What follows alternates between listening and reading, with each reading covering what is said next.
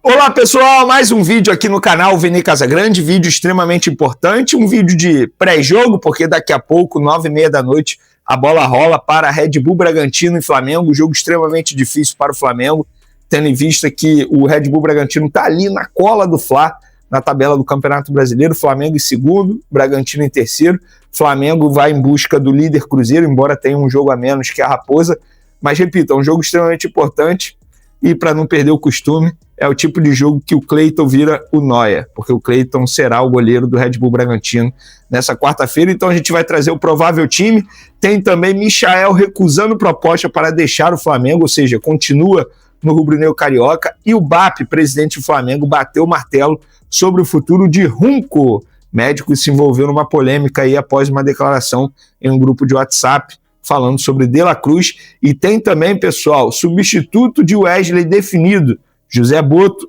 pegou a mira, olhou o jogador e agora está tentando essa contratação para poder vender o Wesley à Roma por 25 milhões de euros, mais 5 por metas, ou seja, podendo chegar a 30 milhões de euros.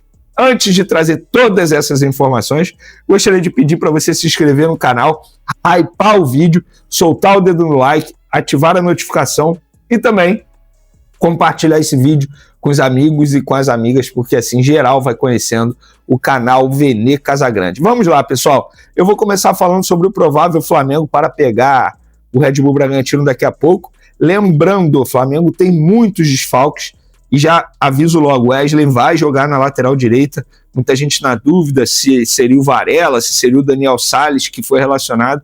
O Wesley será o lateral direito. E o provável Flamengo, Rossi, Wesley, Léo Ortiz, Léo Pereira e Varela na lateral esquerda. Everton Araújo sendo o primeiro volante, Alan tá fora, a gente já avisou aqui, De La Cruz também tá fora, Jorginho e Arrascaeta. E o ataque, Luiz Araújo, Cebolinha e Bruno Henrique voltando de suspensão. Esse é o provável Flamengo. Para mim não seria coerente ele começar com o Pedro, embora o Pedro tenha feito o gol da vitória em cima do Fluminense, mas o Pedro na ocasião do jogo foi a quarta, quinta opção. Ele entrou porque os deuses do futebol queriam muito que ele entrasse para poder fazer aquele gol da vitória, porque o Felipe Luiz colocou outros jogadores na frente dele. Vamos falar agora, Runco ou Michael? Vamos começar falando do Michael, que recusou uma proposta, segundo o GE, ele recusou uma proposta de clube saudita e continua no Flamengo. Atacante que se recupera de dores no tornozelo, não aprovou o modelo de negócio e projeto do Al-Ula, esse é o nome do clube, tá? Lá da Arábia Saudita. Expectativa de novas investidas do Oriente Médio. O que me chama a atenção nessa informação é que, beleza, a proposta foi levada pelo empresário ao Flamengo. Será que o empresário não consultou o Michael antes de levar ao Flamengo? Mas lá no Flamengo, na ocasião, sempre negaram que a proposta havia chegado. O que tinha acontecido uma ligação do empresário dele, que no caso é o Eduardo Maluf, caso ele não tenha mudado, é o Maluf que tem ótima entrada em vários clubes do mundo árabe, e aí o Flamengo ficou esperando, mas o GE trouxe aí que o jogador, eita, quase caiu o mouse aqui, o jogador recusou a proposta e fica no Flamengo. Então, vai continuar mesmo não sendo muito aproveitado. Eu acho que para ele seria uma boa respirar novos ares. Galera, vamos agora para o assunto Runco, porque o BAP, presidente do Flamengo, bateu o martelo. Muita gente estava questionando o que seria feito, e cerca de 24 horas depois do episódio do vazamento da conversa do Runco, em um grupo de WhatsApp chamado Fla Barra, que tem algumas pessoas ali, inclusive conselheiros, e aí o Runco acabou respondendo um outro membro e falou sobre o De La Cruz, e de fato são declarações fortes, embora muita gente saiba que de fato o De La Cruz não vive um bom momento fisicamente e tem alguns problemas crônicos no joelho. Mas quando é um médico do clube falando, isso soa ainda mais forte. E aí, depois de muita cobrança em rede social e até mesmo cobrança interna de algumas pessoas, o BAP decidiu afastar Runco, e o Runco não faz mais parte do quadro de funcionários, ou seja, está demitido. Ele não vai continuar como diretor médico do Flamengo. O Flamengo, lembrando, essa informação foi publicada primeiro pelo jornalista Thiago Asmar, conhecido também como O Pilhado, inclusive faz um baita trabalho na Jovem Pan com outros jornalistas, é um grande programa, inclusive. Ele publicou primeiramente nas redes sociais dele, nós confirmamos, e de fato o Runco está de saída do Flamengo para poder, enfim, estancar um pouco essa crise aí. O BAP até o momento não se pronunciou, que é o presidente do Flamengo, mas essa informação que a gente tem, Ronco, portanto, de saída. Como de praxe, eu quero saber a opinião de vocês. Vocês acham que essa decisão foi a melhor, pensando no Flamengo?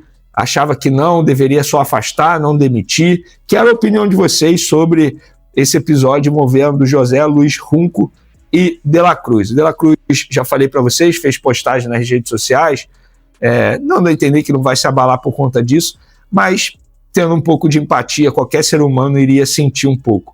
Um médico do seu clube dizer que praticamente você não tem mais condições de render em alto nível no futebol.